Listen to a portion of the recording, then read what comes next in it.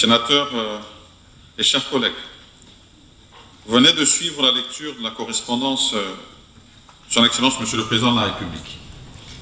Je voudrais d'abord rappeler que plusieurs projets de loi relatifs à l'état de siège ont été votés par la législature précédente. Pour nous, c'est la première fois que nous allons examiner et voter un projet de loi analogue. En réalité, nous connaissons tous les problèmes de guerre contre notre pays, ainsi que cette matière de prorogation de l'état de siège. Je signale que le projet de loi sous examen a été déposé par le gouvernement à l'Assemblée nationale. Celui-ci l'a adopté en sa première lecture et l'a transmis au Sénat pour que nous puissions l'examiner à notre tour en notre première lecture. Nous allons l'examiner sur base de l'article 130 de notre règlement intérieur. Par ailleurs, je signale que pour les projets de loi qui viennent de la Chambre basse, l'article précité nous permet d'échanger avec les membres du gouvernement. Ainsi, à la demande du bureau, le gouvernement sera représenté ce jour par M. Constant Mutamba Tungunga, ministre d'État, ministre de la Justice et garde des Sceaux. Je demande au service de l'introduire au sein de l'hémicycle. S'il vous plaît.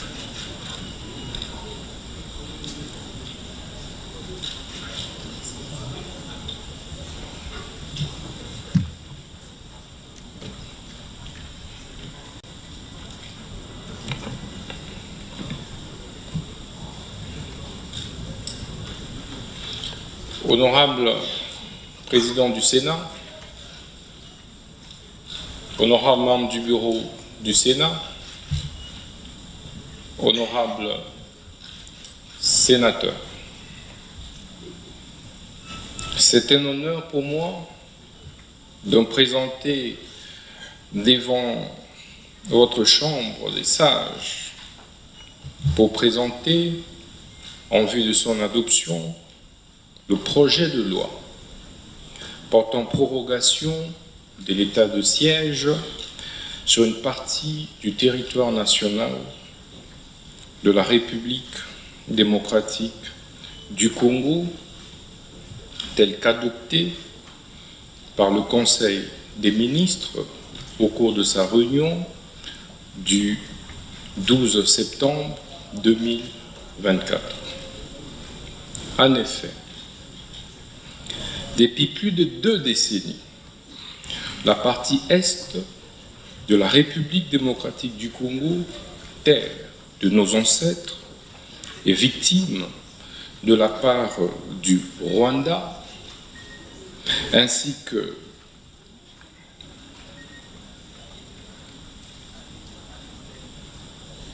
de l'activisme des groupes armés, tant locaux qu'étrangers, qui opèrent principalement dans les provinces des l'Ituri et du Nord Kivu.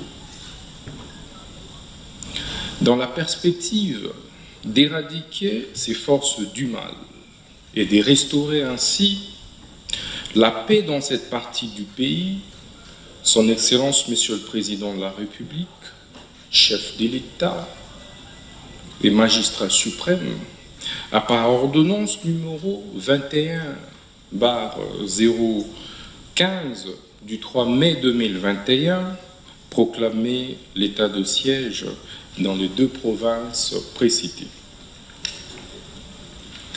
Étant donné que l'objectif recherché par l'instauration de ce régime n'est pas à ces jours encore totalement atteint, l'état des sièges, conformément à l'article 144 de la Constitution, se voit être prorogé tous les 15 jours depuis son instauration sur autorisation du Parlement saisi par Son Excellence Monsieur le Président de la République, chef de l'État, après décision du Conseil des ministres. À ce jour, Il est de notoriété publique que la situation sécuritaire à l'est de notre pays, terre de nos ancêtres, demeure préoccupante. En conséquence, la prorogation de ce régime d'exception s'avère indispensable. Elle permettra, comme par le passé, à endiguer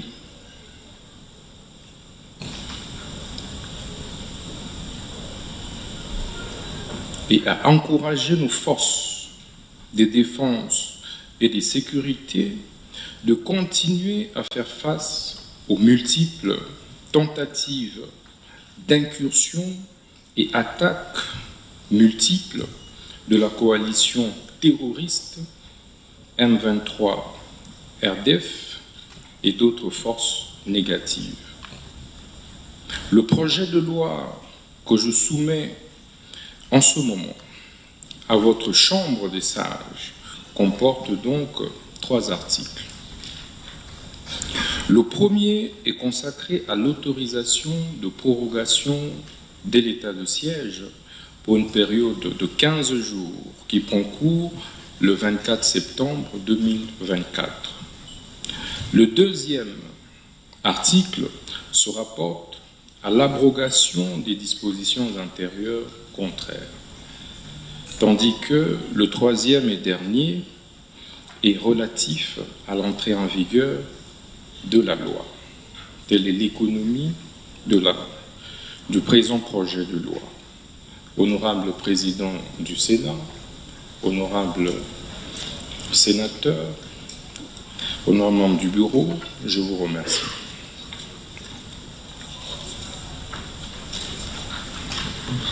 Merci, Monsieur le ministre d'État. Veuillez retourner à votre place. Honorables sénateurs et chers collègues, vous venez de suivre l'exposé du membre du gouvernement. Que ceux qui veulent intervenir se fassent inscrire.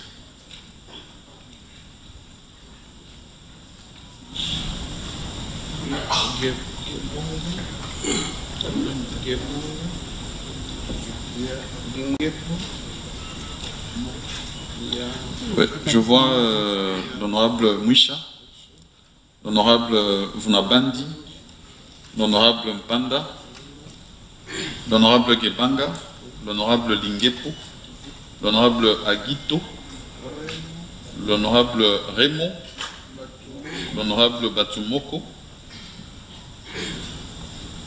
l'honorable Mouya.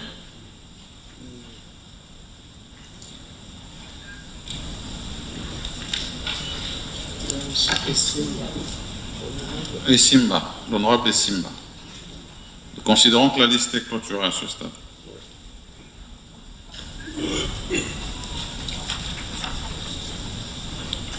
Nous accordons la parole à l'honorable Vunabandi.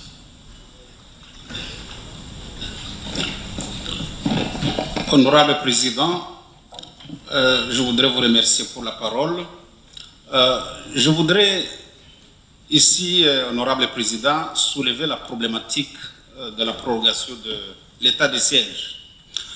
Et avant que je ne puisse vous dire comment la situation se déroule sur le terrain, nous qui sommes de provinces justement concernées par cette situation, je m'interroge quant à savoir si le ministre qui est venu solliciter la prorogation de l'état de siège connaît exactement comment la situation se présente sur le terrain.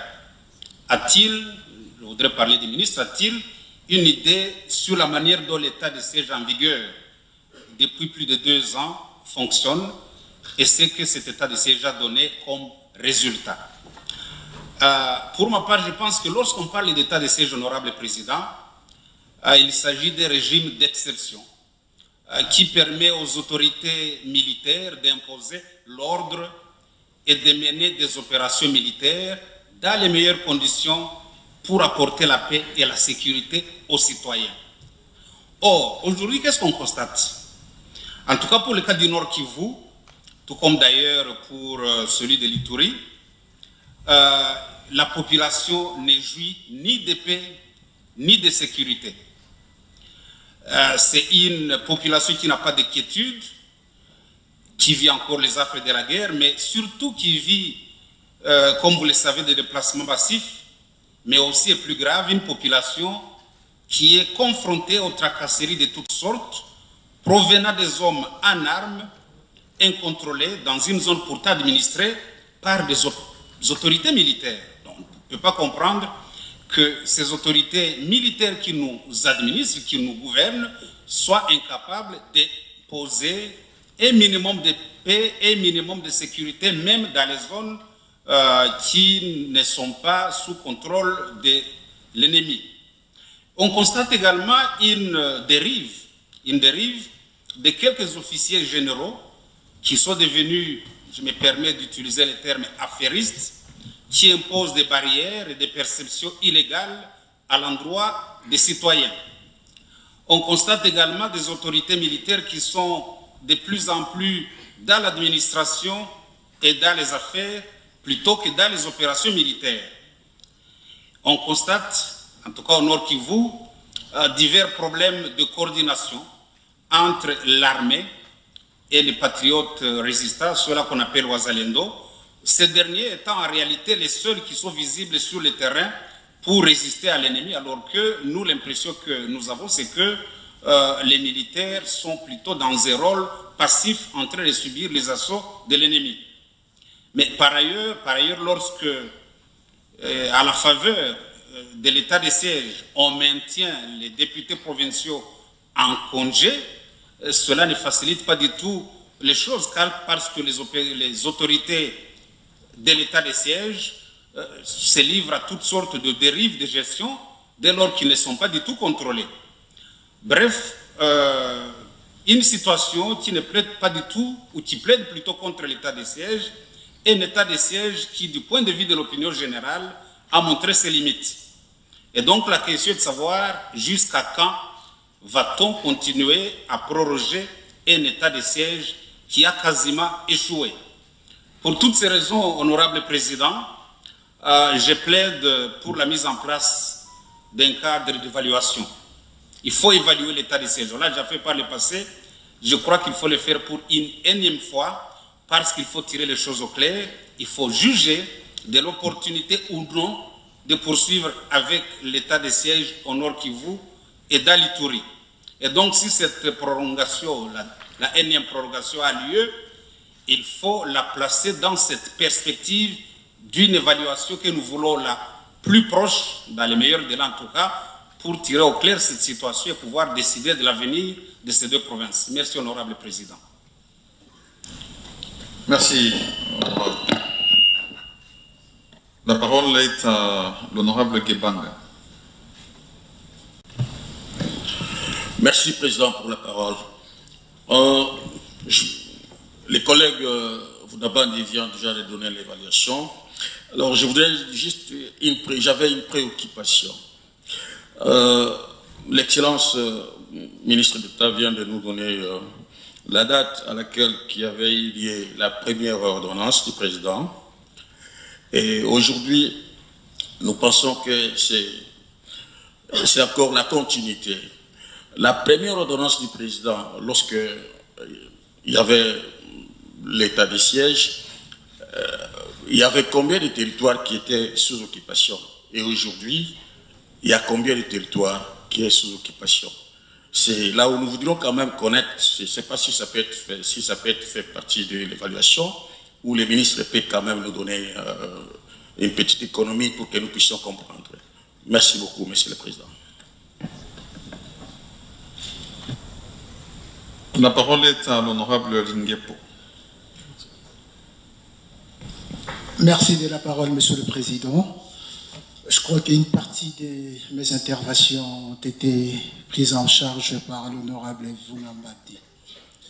Monsieur le Président, c'est vrai que nous sommes dans une nouvelle législature. Nous devons nous imprégner de toutes les situations sensibles de la République. J'aurais bien voulu à ce que le gouvernement, en nous amenant ces projets de prolongation des lois, aurait dû faire mieux de nous expliquer la philosophie, la nécessité qui a poussé le gouvernement à mettre en place cet état de siège et le bénéfice, les avantages, les difficultés rencontrées pour nous permettre en fait d'agir en connaissance des causes. C'est vrai, pour la première fois, nous ne pouvons pas refuser en fait de prolonger. C'est pourquoi moi j'ai fait une proposition pour que le gouvernement vienne au Sénat avec le responsable des secteurs concernés de nous expliquer qu'est-ce qui a motivé la mise en place de l'état de siège par le chef de l'État, quelle est en fait la modalité de l'application de la philosophie telle qu'exprimée par le chef de l'État. Et qu'est-ce qu'ils attendent de nous? Et qu'est-ce qui a été fait? Quelles sont les décisions prises? Quels sont les villages pris? Les villages récupérés entre les mains de l'ennemi, les avantages ainsi que les désavantages. Ceci nous permettra, dans les 15 jours qui viennent, d'agir en toute connaissance des causes. Je dis, Monsieur le Président. Merci. La parole est à l'honorable Panda.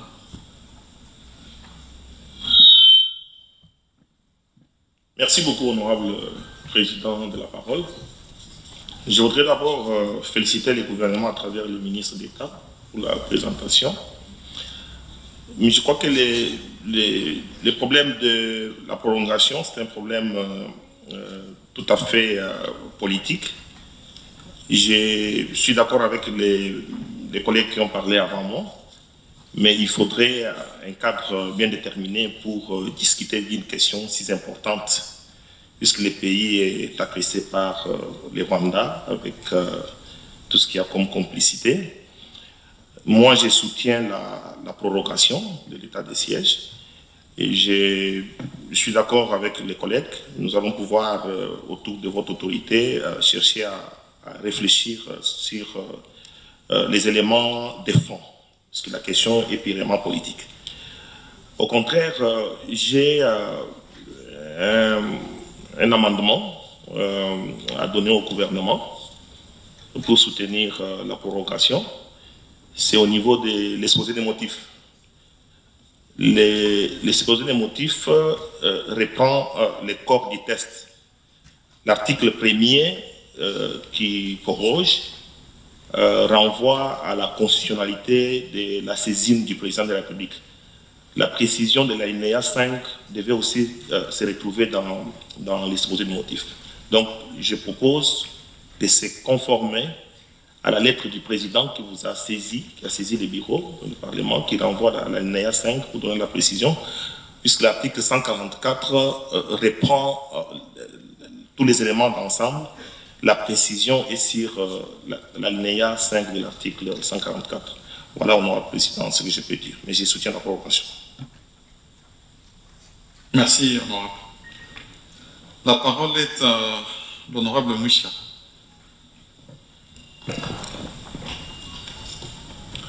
Merci pour la parole, honorable président. Ce sujet d'état de siège, c'est un sujet de grande portée et qui touche la sécurité de notre pays et aussi qui touche même à la souveraineté de notre pays, de la République démocratique du Congo en tant qu'État. Ici, à mon humble avis, je pense, la question n'est pas de savoir soutenir ou ne pas soutenir. C'est que nous soutenons le président de la République dans sa vision de rétablir la sécurité dans notre pays. Mais aussi, nous écoutons la souffrance de la population. Nous revenons des vacances parlementaires. Nous sommes élus de la province de Nord-Kivu. Nous avons palpé des doigts, nous avons vu de nos propres yeux la souffrance de cette pauvre population meurtrie depuis plus de 30 ans maintenant. Et aujourd'hui, la situation ne fait que s'empirer. J'aurais bien voulu que, Excellence, Monsieur le ministre d'État, ministre de la Justice, se fasse accompagner de certains de ses collègues du gouvernement. Est-ce que, Excellence, Monsieur le ministre d'État, ministre de la Justice, êtes-vous au courant que la ville de Goma est encerclée? Êtes-vous au courant que lorsqu'on compare avant et pendant l'état de siège, que la situation s'est plutôt empirée? Êtes-vous au courant que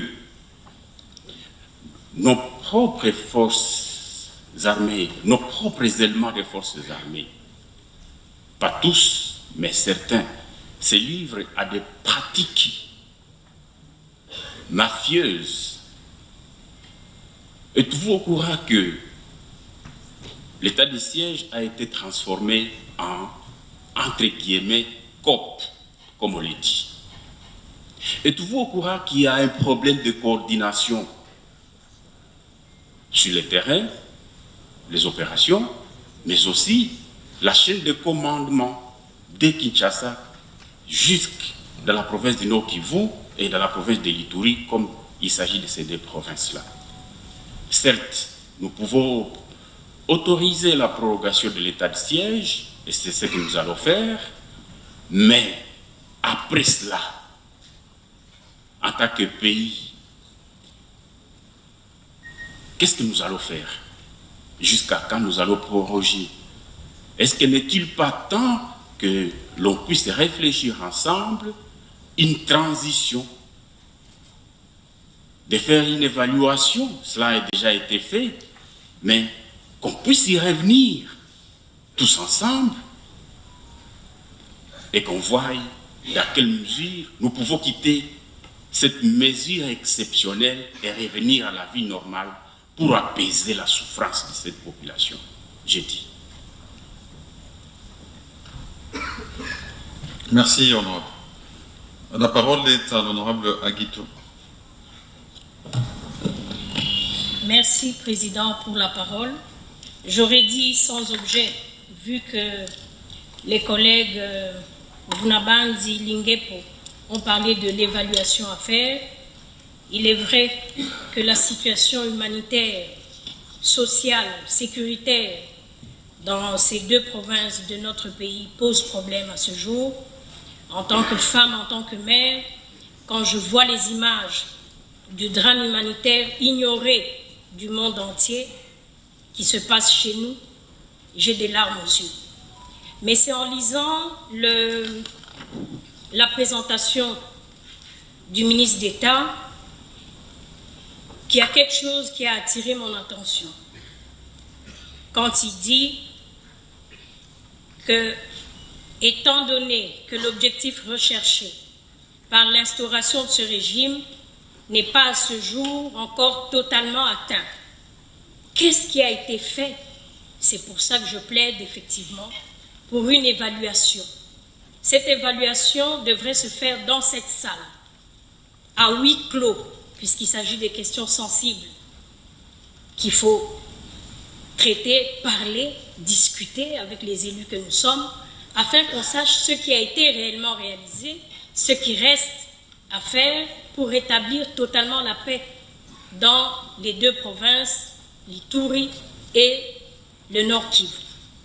Sinon, en tant qu'élus, nous avons l'obligation de donner l'opportunité à ceux qui ont la mission de rétablir la paix dans cette partie de notre pays, mais nous devons savoir réellement ce qui a été fait. Ça fait 2 ans, ça ne fait que durer. Les populations pleurent, les gens souffrent, notamment dans le secteur de Monsieur le ministre d'État, où on a aussi beaucoup de plaintes, parce qu'en tant qu'élus, nous discutons, nous échangeons aussi avec les populations de ces deux provinces de notre pays. Merci. Merci. La parole est à l'honorable Badjoumoko. Merci beaucoup pour la parole, honorable président.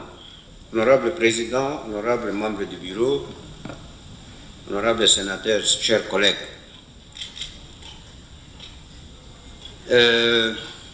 Nous sommes devant une situation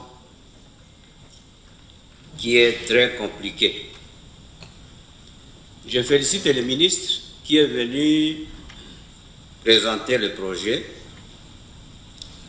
Et je pense que dans cette salle, je ne suis pas le seul sénateur qui attendait une évaluation, c'est-à-dire de point 1, après plusieurs prorogations dans cette salle, ça fait 2 ans, le ministre allait nous amener un élément nouveau pour dire voilà, de tel point nous sommes arrivés, à un tel point, nous pensons que avec l'amélioration d'aujourd'hui, la prorogation d'aujourd'hui, on pourrait atteindre tel point.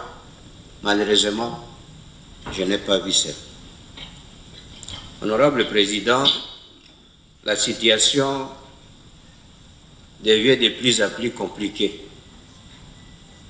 La superficie de notre pays, la République démocratique du Congo, parlait de 2 345 000. C'est pas, honorable Vunambane, si vous pouvez nous aider avec la superficie de territoire de Rutshuru, de Masisi, contrôlée par les autres.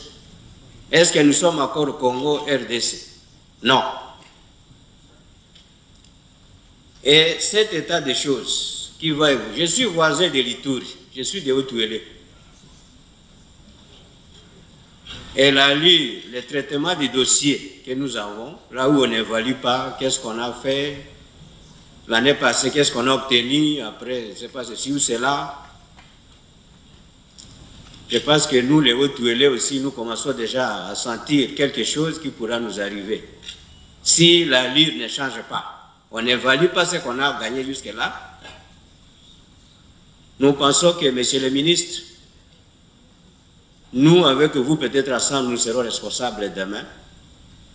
Que la superficie du Congo aujourd'hui, on aura vraiment d'aider nous à calculer des superficies qu'on a déjà perdues. Aidez-nous. Vous adresser au ministre, s'il vous plaît. Oui, honorable président, merci. Monsieur le ministre, aidez-nous et aussi soyez aussi sincères que la superficie de mon pays, Congo démocratique, a évolué négativement. Et ça nous fait peur parce qu'avec toute la littérature que vous amenez dans cette salle, je pense que ça va continuer à diminuer. On va proroger. Pour quelles raisons? Pour gagner quoi? Et on change quoi sur le terrain?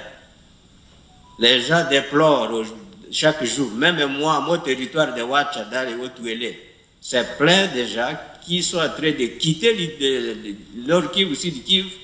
Maintenant, même moi, je ne sais pas faire mon champ. Ces gens-là vont commencer à je ne les chasse pas. Ils vont rentrer chez eux quand? Si vous êtes dans la littérature, on ne voit pas de changement sur le terrain. Honorable Président, moi je pense qu'il faut qu'on réfléchisse autrement, qu'on prenne ces problèmes d'évaluation de ce qu'on a fait sur le terrain. Il faut attaquer, chercher à connaître les causes pour lesquelles ça n'évolue pas. Pour moi, ça n'évolue pas. Peut-être pour les autres qui sont ici, il y a une évolution, mais moi je suis voisin de l'Ituri. Rien n'évolue et nous risquons de perdre encore d'autres superficies de notre République. Je vous remercie, Monsieur. Merci. La parole est à l'honorable Raymond. Merci beaucoup, honorable président, pour la parole. Je pense que la question de l'état de siège a été évaluée plusieurs fois. Et quand vous étiez encore chef de gouvernement, vous l'avez fait plusieurs fois. En juin 2023, il y avait la convocation des travaux préparatoires pour évaluer l'état de siège. En août, il y avait une grande évaluation de l'état de siège. On a fait venir les députés provinciaux à Kinshasa. Et nous étions d'ailleurs dans cette salle aussi pour travailler sur l'évaluation de l'état de siège. Tous les rapports ont été envoyés, je crois que vous les connaissez bien, les conclusions. il fallait pire et simple lever cet état de siège. Je prends l'exemple d'Ituri, qui est ma province. Avant l'état de siège, on n'avait que 5 groupes armés. Mais je vous surprends, aujourd'hui, nous sommes aux alentours de 15 groupes armés sous l'état de siège.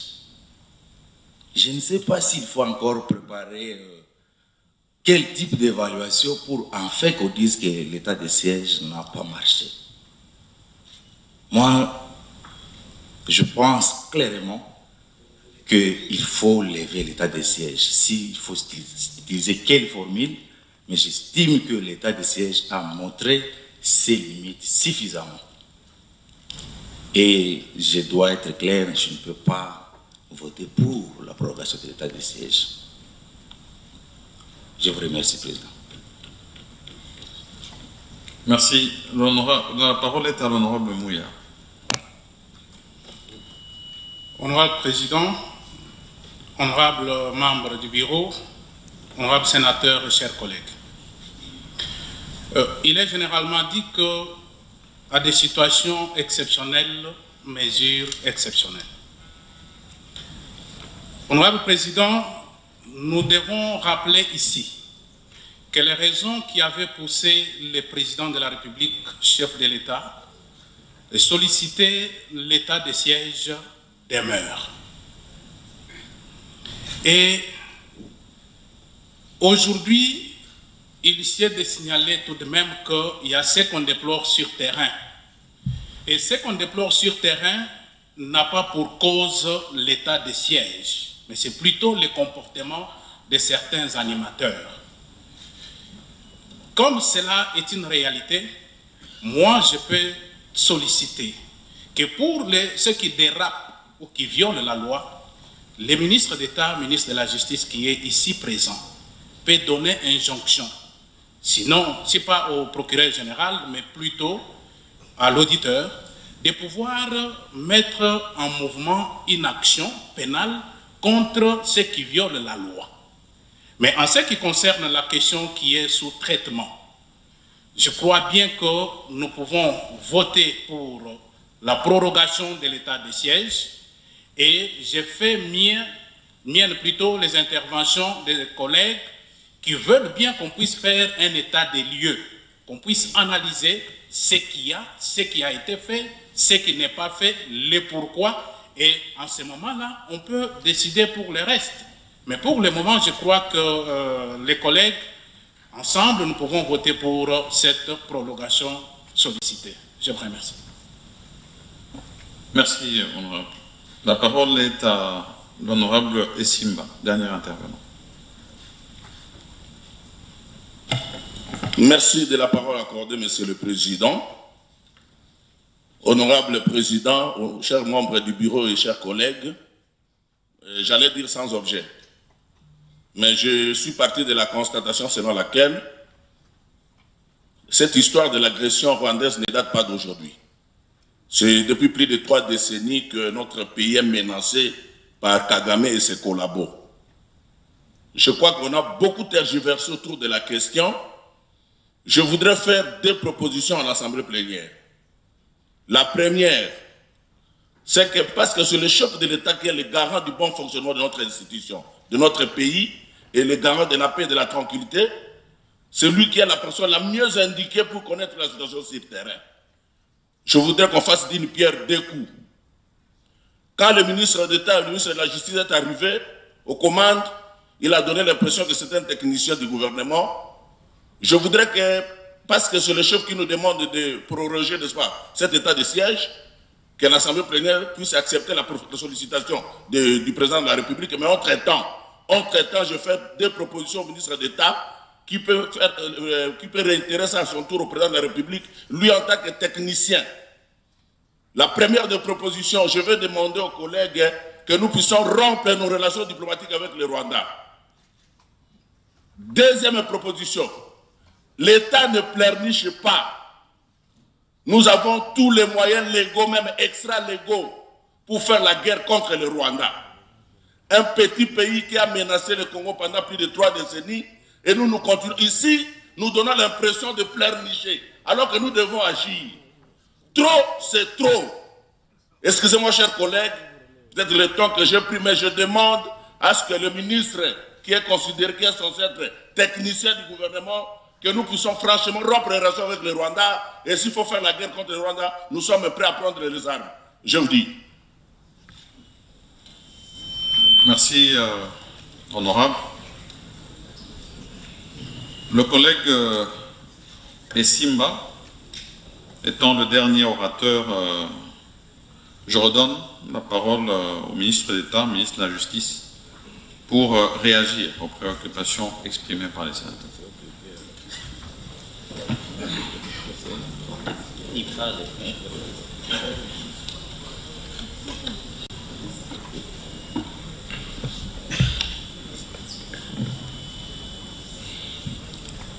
Merci beaucoup, honorable président du Sénat.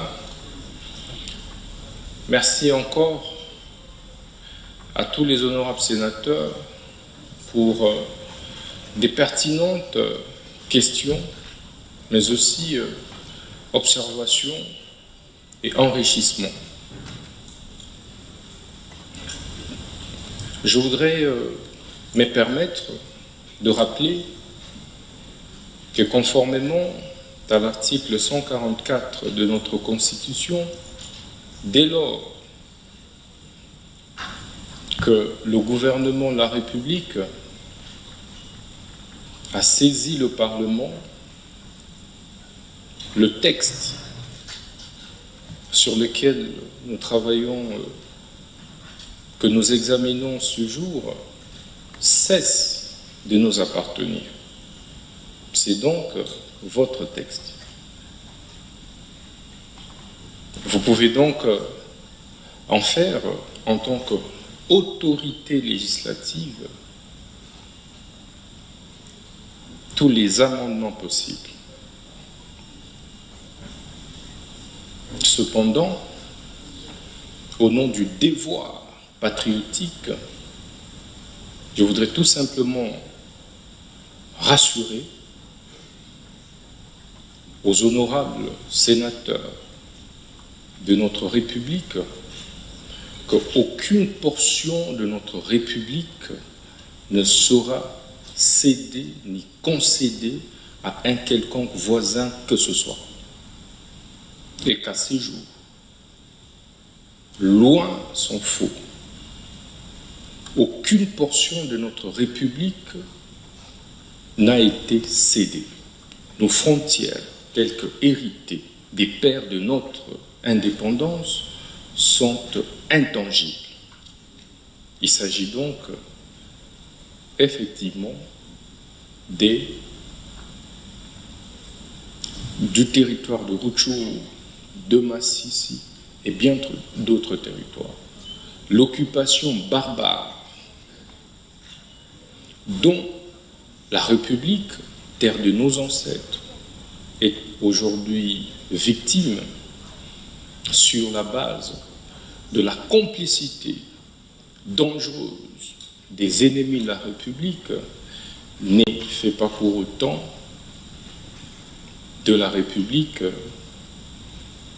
la merci ou bien l'apanage de tous ses profondeurs.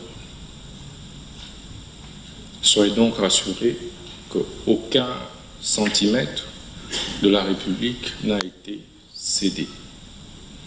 Parce que c'est dangereux de tenir ces discours, parce que c'est dangereux d'avoir cette acception,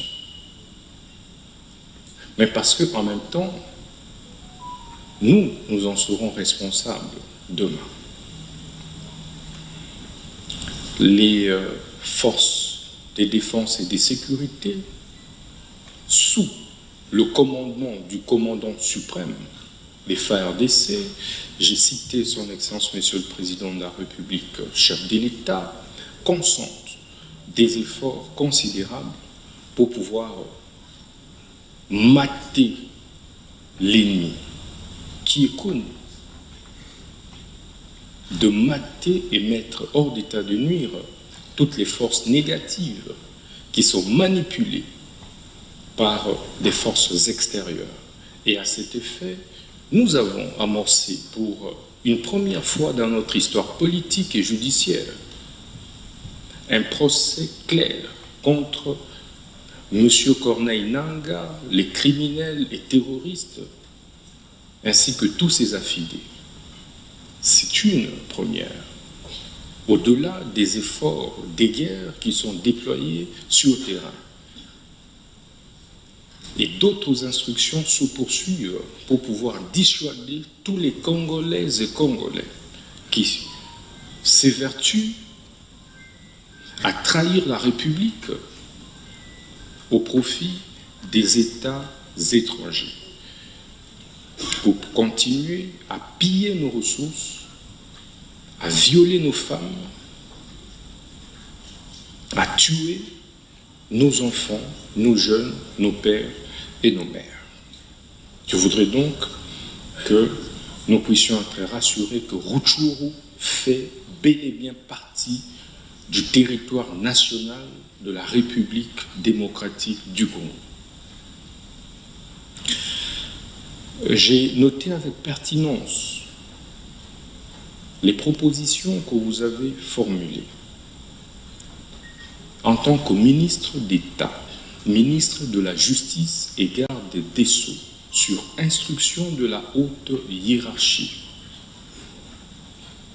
Nous allons nous employer à traquer les auteurs, qui qu'ils soient, des dérapages auxquels vous avez fait allusion, notamment l'honorable sénateur Mouya. Je voudrais donc vous inviter,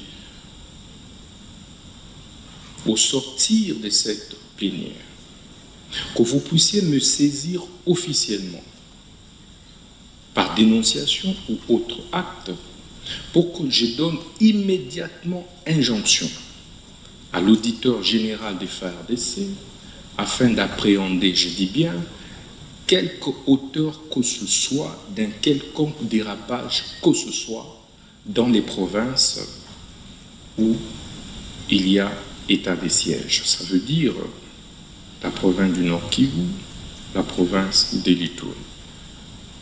Si vous constatez ces dérapages, dénoncez-les. Colonel, général, capitaine, lieutenant, tout le monde répondra devant la loi. Parce que le chef de l'État a décidé de remettre sur les rails l'État de droit.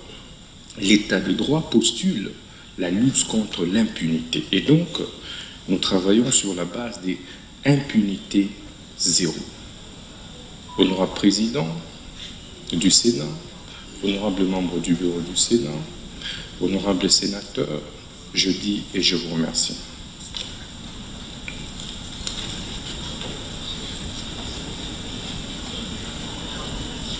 Voilà, honorable sénateur et chers collègues, venez de suivre les réponses du membre du gouvernement. Tout en le remerciant, je voudrais aussi préciser que, effectivement, les frontières de la République démocratique du Congo sont intangibles et que notre volonté est ferme de ne jamais céder un seul centimètre carré de ce pays nous légué par les pères de l'indépendance. Je voudrais aussi souligner que plusieurs honorables sénateurs sont intervenus sur la demande d'une évaluation. Et moi, je vais rappeler qu'à l'entame de l'état de siège, Son Excellence, Monsieur le Président de la République, chef suprême des forces armées et de la police, avait clairement indiqué une ouverture à des échanges avec les caucus des honorables sénateurs et députés des deux provinces qui sont sous état de siège. Et ça a été un cadre, pour ceux qui l'ont été lors de la législature passée, qui permettait à ce qu'il y ait des échanges d'informations. Ensuite, il était aussi de coutume que la commission défense et sécurité fasse aussi une évaluation et quand cela était possible avec retour vers leurs collègues honorables sénateurs.